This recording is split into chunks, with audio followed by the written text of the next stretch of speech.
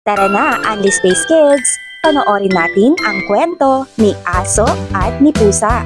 Isang pabula na may aral tungkol sa kalikasan. Ang Aso at Pusa ni Mark Joseph Aragon. Isang araw, mayroong aso at pusa na naninirahan sa tabing dagat ng Mali. Si Aso ay matapang, malakas, masipag, at mapagmahal sa kalikasan. Gusto ni Aso na palaging malinis ang kanyang bahay, pati na rin ang kanyang kapaligiran.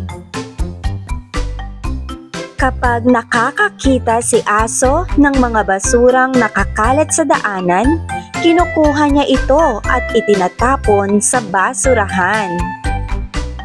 Sabi kasi ng kanyang ama nang nabubuhay pa, "Anak, dapat maging mabuti ka sa kalikasan dahil ang kalikasan ay nagsisilbing palamuti ng mundo."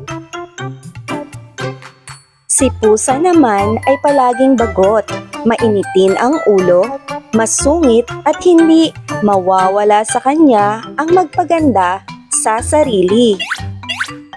Hilig ni Pusa ang magsinungaling. Lahat ng lumalabas sa kanyang bibig ay napapaniwala niya ang iba. Habang naglalakad si Aso para maghanap ng pagkain, nakita niya si Pusa na nagkakalat ng mga basura sa kanto. Tahol ni Aso, "Anong ginagawa mo? Bakit ka nagkakalat ng basura dito? Hindi mo ba alam na mali ang magkalat ng basura? Pwede itong magdulot ng pagbaha." Sagot ni Pusa, "Ano ba ang pakialam mo? Pwede ba, Aso? Hayaan mo na lang ako. Bakit ka pa nakikialam sa akin? May pagtingin ka ba sa akin? Hindi naman kita kakilala." tinahulan ni Aso si Pusa. "Kung hindi mo ititigil ang pagkakalat ng basura, mapapaaway ka sa akin." Sagot ni Pusa, "Pasensya na, Aso. Hindi ko naman intensyon ang magkalat ng basura. Ginagawa ko lang naman ito dahil iniwan ako ng aking mahal. Ako ay labis na nasaktan. Hindi ko na alam ang gagawin ko. Gusto ko nang magpakamatay, pero hindi ko magawa dahil umaasa pa akong babalikan niya ako." Todo ang arte at pagsisinungaling ni Pusa kay Aso. "Sana ako ay patawarin mo." Sagot ng Aso, "Sa ngayon, papatawarin muna kita. Pero kapag inulit mo pa ang pagkakalat ng basura, hinding-hindi na kita patatawarin." "Oo, Aso. Hinding-hindi ko na gagawin yon." "Sige, Pusa. Mauuna na ako sa'yo kasi kakain pa ako." "Sige, gwapong Aso. Mag-iingat ka." Habang naglalakad si Pusa, sabi niya sa kanyang sarili, "Meow, meow, meow. Naisahan ko si Aso. Ang bilis niyang mapaniwala. Ang galing ko talaga. Sa susunod, mas gagalingan ko pa ang pag-arte. Meow, meow." Pagkalipas ng isang araw, muling nagkalat ng basura si Pusa sa harap ng bahay ni Aso. "Pusa, bakit ka nagkakalat ng basura sa harapan ng bahay ko? Hindi mo ba alam na palagi na lang akong napapagod sa kakalinis? Tapos ikaw, magkakalat lang?" Sagot ni Pusa, Meow! Kung gusto mong hindi mapagod sa kalilinis mo dyan, magkalat na lang tayo ng basura. "Ayoko nga, Pusa. Sabi ko nga sa'yo kahapon, pwede tayong maapektuhan ng pagbaha at bagyo." Naku, Aso! Nakakatakot naman yan! Duwag ka ba sa bagyo at baha? O natatakot ka lang na baka ka mawala tulad ng mga magulang mo? "Pusa, Huwag mong idamay ang mga magulang kong nasa langit na. Gusto mo ba ng away? Tinahula ng malakas ni Aso si Pusa. Umalis ka dito, sutil na pusa. Nanginig si Pusa sa takot at tumakbo pa uwi sa kanilang bahay.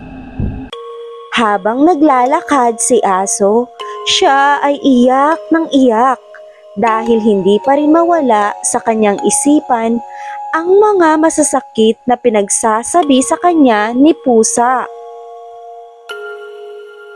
Pagkalipas ng 2 araw, inulit ni Pusa ang pagkakalat ng basura. Sabi niya sa kanyang isipan, Meow! Gusto ko ng makalat na kapaligiran. Kalat doon, kalat dito, kalat kahit saan. hindi niya alam kanina pa siya pinapanood ni Aso. Sabi ni Aso, Hindi ka ba nagtatanda?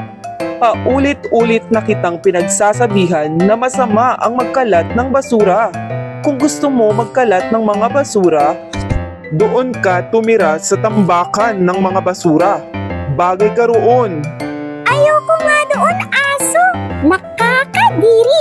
Masangsang ang amoy at mabaho. Hindi na mabagay ang tulad kong maganda doon sa tambakan ng basura. Aso, bakit biglang dumilim? Natatakot na ako, Aso. O di kaya parusa na ito sa atin.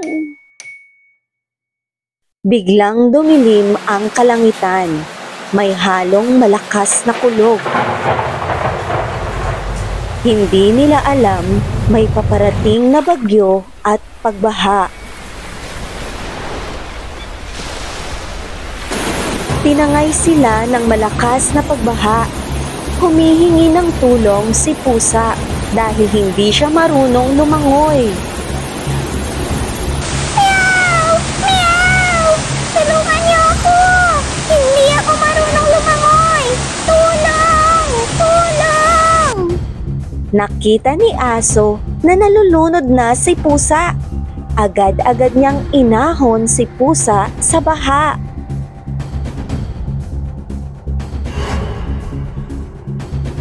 Pusa, pusa, gumising ka. Ayos ka lang ba? Sumagot ka naman, pusa. Pusa, gising! Gising! Pagkalipas ng 2 minuto, nagkamalay si Pusa. Aso, ano ba ang nangyari? Bakit tayo nandito? Pusa, muntik ka ng malunod, kaya iniligtas kita. Maraming salamat, Aso, sa pagliligtas mo sa akin. Utang ko ang buhay ko sa'yo. Sana patawarin mo na ako sa lahat ng aking masasamang ginawa. Kung hindi dahil sa'yo, baka nawala na ako. Oo, pusa, pinapatawad na kita. Alam kong may kabutihan pa sa puso mo. Basta ipangako mo sa akin na mamahalin mo ang kalikasan. Oo, Aso, pinapangako ko. Sagot ni Pusa. Simula noon, naging matalik na magkaibigan si Aso at si Pusa. Magkasama silang namuhay ng payapa, malinis at masaya, parang isang makulay na kalikasan. Mga Anli Space Kids, sagutin ang mga tanong.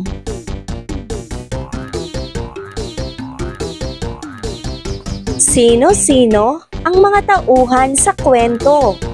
Ilarawan ang mga tauhan sa kwento. Saan naganap ang kwento? Patunayan. Kailan ito naganap? Bakit mo ito nasabi? Ano ang ginagawa ni Aso kapag nakakakita siya ng mga basurang nagkalat sa mga daanan? Bakit niya ito ginagawa?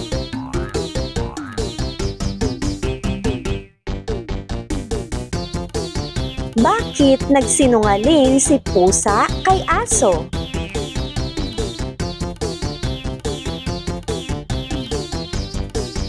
Bakit hindi pumayag si aso sa alok ni pusa?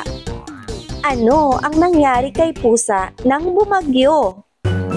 Kung ikaw si aso, tutulungan mo ba si pusa mula sa pagkakalunod? Bakit? Ano ang aral na napulot sa kwento?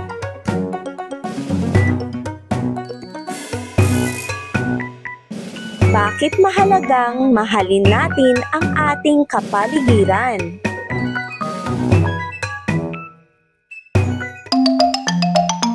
Mahusay mga Annie Space Kids sa pagsagot ng mga tanong. Talagang matatalino at mapagmasid kayo. Huwag kalimutang alagaan ang kalikasan at abangan pa ang susunod na kwento dito sa Anlie Space.